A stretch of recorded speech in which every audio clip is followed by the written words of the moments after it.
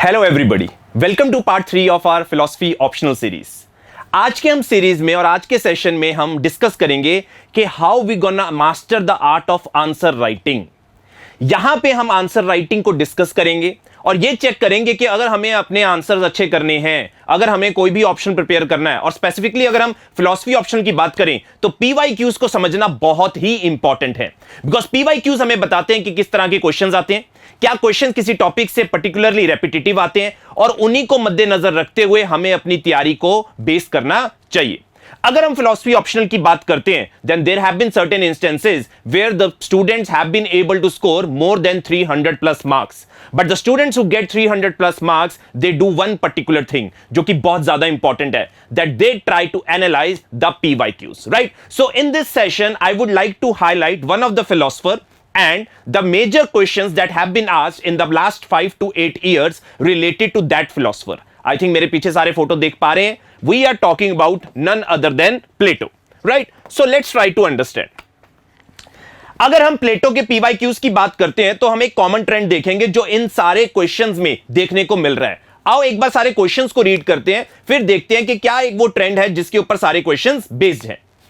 ध्यान से देखिए, 2022 में क्वेश्चन आया है, how does Plato use the theory of forms to establish the relation between epistemology and metaphysics. यहां पे बातचीत करी जा रही है थ्योरी ऑफ फॉर्म्स की। There is a red chair. How would Plato explain this statement with the use of his theory of forms? Again, another year, another question, the same topic, theory of forms. Again, what does Plato want to prove by his allegory of the cave?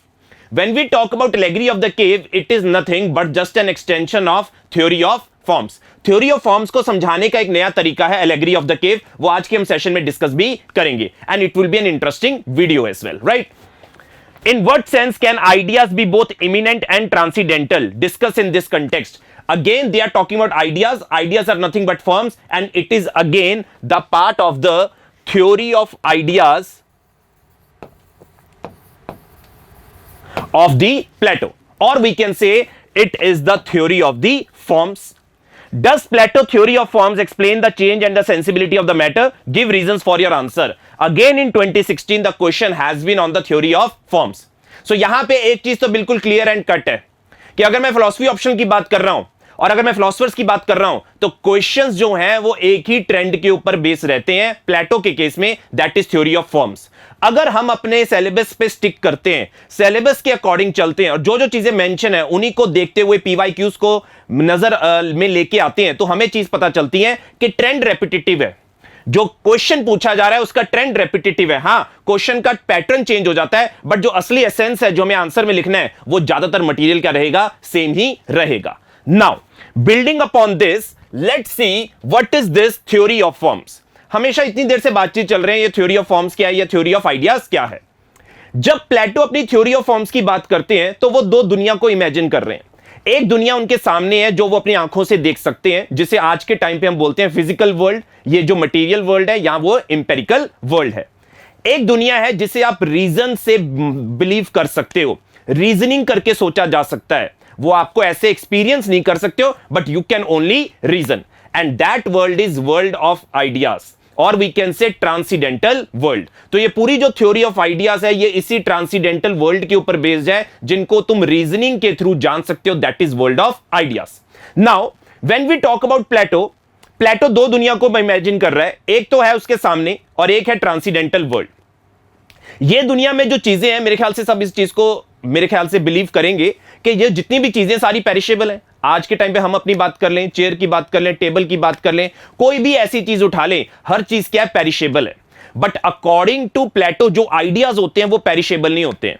जो ideas होते हैं वो space and time में नहीं आते हैं। जो ideas होते हैं वो हमेशा इटर्नल होते हैं। वो कल भी थे, आज भी हैं और आने वाले टाइम में भी रहेंगे। मान लो अगर हम बात करते हैं टेबल, टेबल आज के टाइम पे हमारे सामने एक पर्टिकुलर चीज है जो इस मटेरियल वर्ल्ड में हमें दिखाई दे रही है, बट जो उसका आइडिया है, जो प्लेटो बताने की कोशिश कर रहे हैं कि टेबल का जो आइडिया है दैट इज टेबलनेस, चेयर का आइडिया है चेयरनेस। अगर हम बात करते हैं कि मान लीजिए कोई भी फ्लावर है, या हम बात करें कोई भी उसका कलर है, तो कलर रेड की बात करते हैं, रेड कलर तो फिर भी चला जाएगा, बट जो चीज हमेशा रहेगी that will be redness, that will be always there. So these type of qualities that are absolutely permanent to a certain thing are known as the ideas. और ideas इस दुनिया में नहीं है, ideas exist करते हैं ट्रांसीडेंटल वर्ल्ड में. This is the whole theory of Plato, that is theory of forms. अगर हम इसे टेबुलर फॉर्मेट में देखें तो बड़े अच्छे तरीके से समझ सकते हैं कि अगर हम बात करें पेरिशेबल, फिजिकल वर्ल्ड में जो चीजें होती हैं वो पेरिशेबल होती हैं, और अगर हम बात करते हैं इटर्नल ट्रांसीडेंटल वर्ल्ड में वो पेरिशेबल नहीं होते हैं. जैसे अगर मैं बात करूं टेबलनेस का आइडिया है, क्या वो कभी खत्म हो सकता है? नहीं हो सकता, कभी खत्म नहीं हो सकता. चेयर का, चेयरनेस का आइडिया खत्म हो सकता है? कभी खत्म नहीं हो सकता. सिमिलरली क्या फिजिकल वर्ल्ड में चीजें इटर्नल है? कभी नहीं हो सकती हैं. हमेशा हमारा भी एक लिमिटेड टाइम है, टेबल का भी एक लिमिटेड टाइम है, 20-30 साल, उसके बाद उसका भी वियर एंड टियर हो जाएगा. बट जो आइडियाज हैं वो हमेशा इटर्नल रहते हैं. हम जो लोग हैं, हमारी ये जो मटेरियल वर्ल्ड है, ये स्पेस एंड टाइम में आते हैं. स्पेस, हम इस एरिया को ऑक्यूपाई कर रहे हैं, और एक टाइम है हमारा जो आज के टाइम पे चल रहा है. बट उसके बाद अगर हम आइडियाज की बात करें, वो स्पेस एंड टाइम में नहीं आते, वो पहले से हैं और उनको कोई स्पेस एंड टाइम की रिक्वायरमेंट नहीं है. थिंगनेस की बात करो, रेडनेस की बात करो, टेबलनेस की बात करो, ये जो आइडिया है, क्या उसको किसी स्पेस की रिक्वायरमेंट है? The answer is no. Then यहां की जो चीजें हैं, this is the main thing. Plato कहते हैं कि इस दुनिया की चीजें कम रियल हैं. जो असल में रियलिटी है वो होगी जो परमानेंट है. हम यही बात करते हैं, रियलिटी क्या होनी चाहिए? जो चीज परमानेंट है, जो इटर्नल है. और यहां पे जो ट्रांसीडेंटल वर्ल्ड है वो प्लेटो के लिए ज्यादा रियल है. बट आज के टाइम पे हम देखते हैं कि हम इस दुनिया में अपनी एक इग्नोरेंस के अंदर हैं. We are been chained by a certain belief, certain customs and certain traditions, जो हम इसी दुनिया को सच मान लेते हैं. अगर हमारे दिमाग से और हमारे ऊपर से ये वेल ऑफ इग्नोरेंस लिफ्ट हो जाए, then we would be able to, let's say, imagine that transcendental world. This is the whole theory of forms of when we talk about of Plato. Similarly, क्या अगर हम बात करें incorporeal है? नहीं. यहां पे हम कह सकते हैं यस. इस वर्ल्ड को कैसे जाना जा सकता है? एक्सपीरियंस से, अपनी आंखों से देख के, परसेप्शन के थ्रू जाना जा सकता है. बट आइडियाज को तुम, क्या ब्यूटीनेस क्या है, क्या तुम एक्सपीरियंस कर सकते हो? नहीं. It can only be reason. So this is the whole Plato's theory of forms and theory of ideas. इसे कई बार फॉर्म्स भी बोल देते हैं, या इसे हम थ्योरी ऑफ आइडियाज भी बोल देते हैं. अब बड़ा एक इंटरेस्टिंग सा नोशन है जो पहले क्वेश्चन के फॉर्म में भी आया था, आप इसको यहां पे देख भी सकते हो. That is allegory of the cave. अब ये बड़ा ही एक इंटरेस्टिंग चीज है प्लेटो की थ्योरी ऑफ आइडियाज को एक्सप्लेन करने के लिए. पहले मैं यहां की एक सिचुएशन समझाऊंगा, फिर बताऊंगा कि एक्चुअली में इसको हम कैसे रिलेट करेंगे थ्योरी ऑफ आइडियाज के साथ. जैसे कि आप देख सकते हो, ये एक वॉल है, और यहां पे कुछ लोग हैं जो बचपन से ही, जन्म से ही, they have been chained to these walls. As you can see, there are certain people who are carrying certain, let's say यहां पे एक घोड़े का एक फिगर है, यहां पे एक सोल्जर है, और यहां पे पीछे कोई एनिमल है. ये इनको चीजें दिखाई नहीं दे रही हैं. उसके सामने ये पीछे एक मशाल जल रही है, इसकी डायरेक्ट रिफ्लेक्शन पड़ रही है यहां पे, और इनको जो असल में इमेजेस दिखाई दे रही हैं सारी ब्लैक एंड व्हाइट दिखाई दे रही हैं. बचपन से ये ऐसे ही चेंड है. एक पीछे मशाल जल रही है, यहां पे कुछ लोगों ने फिगर्स पकड़ी हुई हैं, उसकी एक इमेज सामने बन रही है, और उनके लिए यही रियलिटी है. सो reality according to these people who have been chained is these particular black and white figures. मान लीजिए इनमें से कोई आदमी पहली बार लाइफ में इन जो चेन्स हैं इनको अपने आप से अलग करवा पाता है. पहली बार मान लीजिए कोई आदमी था जो अपने आप को इन चेन से अलग करवा पाता है. वो यहां से बाहर निकलता है और देखता है कि दुनिया तो कलर है, एक सूरज है, पेड़ है, पौधे हैं, तो एकदम से हैरान होगा कि जिसको मैं असल में हमेशा से रियलिटी मानता आ रहा था, that was this black and white figures, this wasn't the reality. Reality is actually this plants, this coloured trees, this beautiful animals and this ever bright shining sun. तो रियलिटी बिल्कुल चेंज होगी उसके लिए, जो आज तक हमेशा इसको रियलिटी मानता आ रहा था, क्योंकि वो चेंज था. किसके साथ? इन लेट्स से लॉक्स के साथ, इन चेन्स के साथ. बट एकदम से जब उसका वो चेनें खुली, तब जाके उसे पता चला और एस्केप कर पाया इस केव के थ्रू, तो उसे पता चला दुनिया कितनी खूबसूरत है. सिमिलरली प्लेटो भी यही कहना चाह रहा है कि हम इस दुनिया में, मटेरियल वर्ल्ड में चेन्ड हैं किसी बिलीव्स, कस्टम्स और ट्रेडिशंस के पास, जिस वजह से इस दुनिया को हम क्या मान लेते हैं? सच मान लेते हैं. जैसे इन लोगों ने इस ब्लैक एंड व्हाइट फिगर्स को सच मान लिया था.